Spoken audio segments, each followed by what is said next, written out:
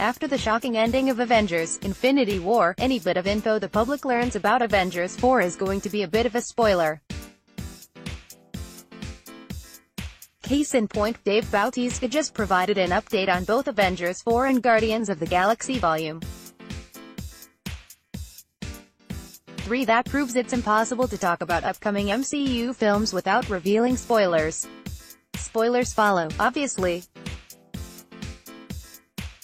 At the end of Avengers: Infinity War, a huge chunk of the Marvel Cinematic Universe goes up in smoke, literally.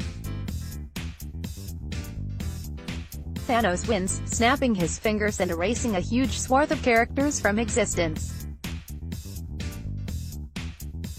All of the Guardians of the Galaxy, save for Rocket and Nebula, if you want to count her as one of the Guardians, vanish into thin air. And yet, it's hard to believe that these deaths will be permanent.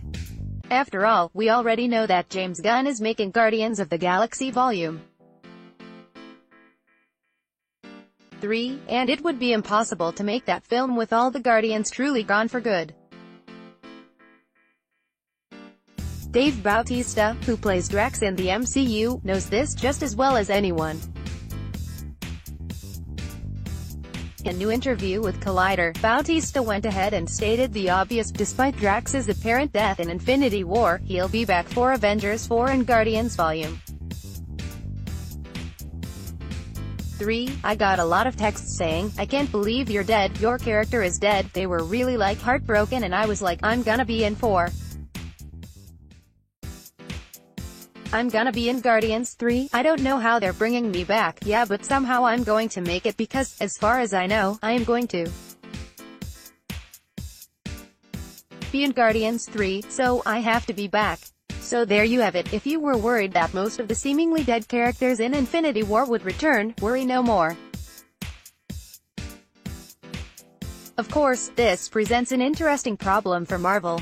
We've touched on this problem before, wondering how the upcoming Spider-Man: Homecoming sequel was going to handle its marketing.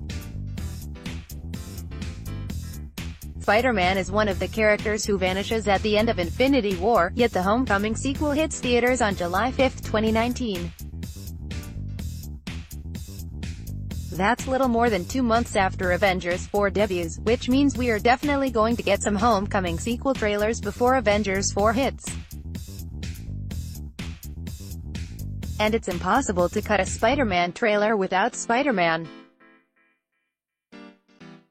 Marvel has painted themselves into a corner here. Trailers and other marketing for Avengers 4 will ultimately give the game away. Everyone you thought was dead isn't dead after all. Of course, that probably won't matter in the end. Even if every single scene from Avengers 4 ends up getting spoiled, audiences will still flock to the theater to see it. Cool posts from around the web.